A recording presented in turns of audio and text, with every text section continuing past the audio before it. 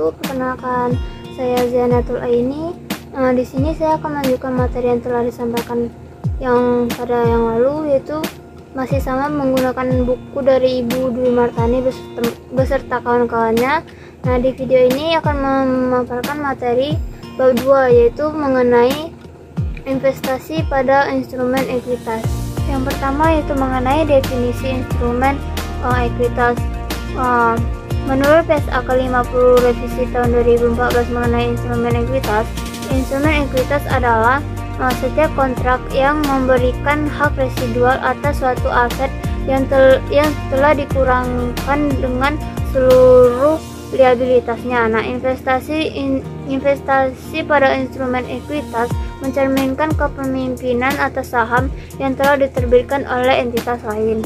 Lalu itu mengenai karakteristik dari satu saham. Nah, menurut Undang-Undang Nomor 14 Tahun 2007 tentang perseroan terbatas, usaha memberikan hak kepada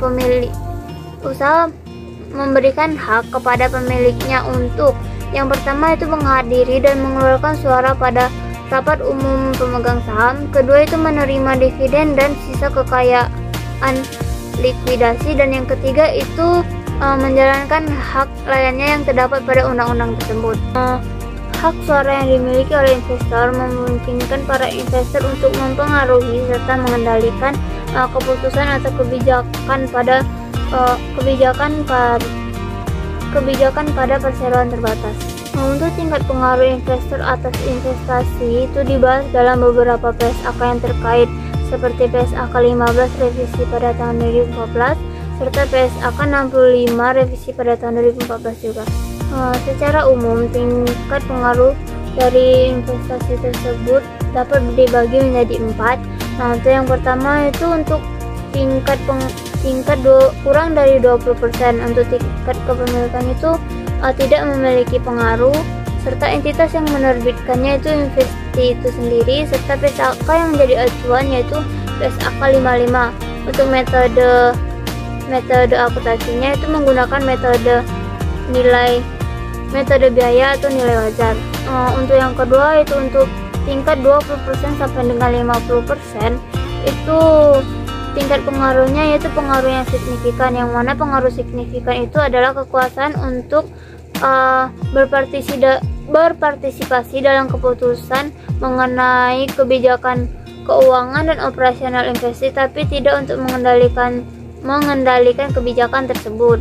Nah, untuk entitas penerbitnya yaitu entitas asosiasi, PSAK yang menjadi acuannya yaitu PSAK 15, serta metode akuntansi yang digunakannya itu metode ekuitas. Untuk yang ketiga itu untuk tingkat kurang dari 50%. Nah, yang mana itu untuk tingkat pengaruhnya yaitu pengendalian bersama. Untuk entitas penerbitnya itu sendiri yaitu Ventura bersama. PSAK yang menjadi acuannya yaitu PSAK 66. Metode akuntansi yang digunakannya pun menggunakan metode ekuitas.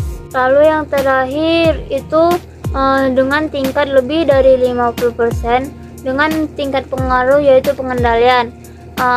Untuk entitas penerbitnya itu yang menerbitkan anak perusahaannya, serta PSAK yang menjadi acuannya yaitu PSAK 22 dan PSAK 65. Nah, untuk metode akuntansinya itu bisa menggunakan metode nilai wajar atau metode biaya, serta metode ekuitas ditambah dengan konsolidasi. Metode akuntansi atas investasi pada instrumen ekuitas itu terbagi menjadi 2, yaitu menggunakan metode biaya dan nilai wajar serta dengan metode ekuitas. Itu metode yang pertama yaitu metode biaya dan nilai wajar. Nah, dalam PSAK 55 revisi tahun 2014 mengenai aset keuangan, investasi pada instrumen ekuitas dapat diukur pada nilai wajar. Nah, sedangkan investasi yang instrumen ekuitasnya tidak memiliki kuotasi dan tidak dapat diukur pada nilai wajar karena nilai wajarnya tidak dapat diukur secara andal. Bisa diukur melalui biaya perolehan. Pada metode biaya, investasi pada awalnya akan diakui sebesar biaya perolehannya. Nah, setelah di pengakuan awal investasi tersebut akan tetap diukur pada biaya perolehannya. Nah, ketika investasi mengumumkan dividen, pihak investor akan mengakuinya sebagai pendapatan secara proporsional atas kepemilikan sahamnya.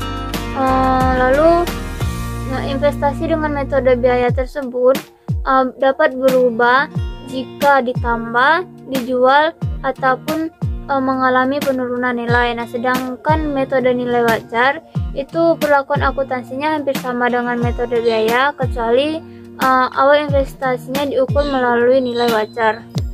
Selanjutnya yaitu metode ekuitas.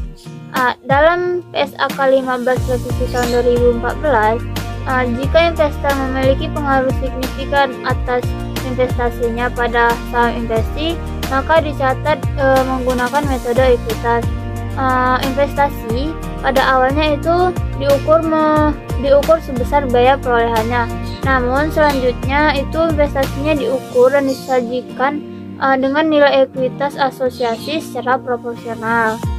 Jika nilai satu ekuitas entitas asosiasi meningkat, maka investor akan mengakui pendapatan tersebut terhadap nilai tercatat investasinya secara proporsional atas kepemilikannya. Demikian pula sebaliknya, jika nilai ekuitas entitasnya menurun, perubahan atas nilai ekuitas entitas asosiasi akan dapat terjadi akibat adanya pengakuan laba atau rugi bersih oleh entitas asosiasi itu meningkat atau menurun. Lalu itu pembagian dividen oleh entitas asosiasi itu akan menurun, serta pengakuan pendapatan komprehensif lain oleh pihak asosiasi itu meningkat atau menurun. Selanjutnya yaitu alokasi selisih atas biaya perolehan investasi. Dalam PSAK 15 revisi tahun 2014 menyatakan bahwa pada saat perolehan investasi, setiap selisih antara biaya perolehan investasi dengan bagian entitas atas nilai wajar neto aset dan liabilitas teridentifikasi dari investasi dicatat dengan cara yaitu yang pertama itu goodwill. Goodwill yang terkait dengan entitas asosiasi dalam jumlah tercatat investasi. Amortisasi terhadap goodwill itu tidak diperkenankan. Yang kedua itu setiap selisih lebih atas bagian dari nilai wajar neto aset dan liabilitas teridentifikasi dari investasi terhadap biaya perolehan investasi dimasukkan sebagai penghasilan dalam menentukan bagian entitas atau laba rugi entitas asosiasi atau ventura bersama pada periode tahun yang diperoleh. Selisih antara biaya perolehan dengan proporsi nilai tercatat ekuitas investasi atau diferensial itu harus dialokasikan terhadap aset dan liabilitas teridentifikasi, yaitu yang berbeda antara nilai yang tercatat dan nilai wajarnya. Alokasi aset terhadap aset yang teridentifikasi akan bernilai positif jika nilai wajarnya lebih tinggi dibandingkan dengan nilai tercatatnya, begitupun sebaliknya.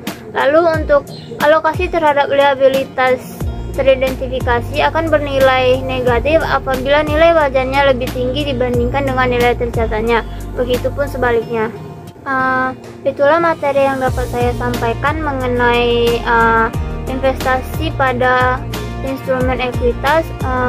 Maaf bila ada kekurangan, saya akhiri. Wassalamualaikum warahmatullahi wabarakatuh.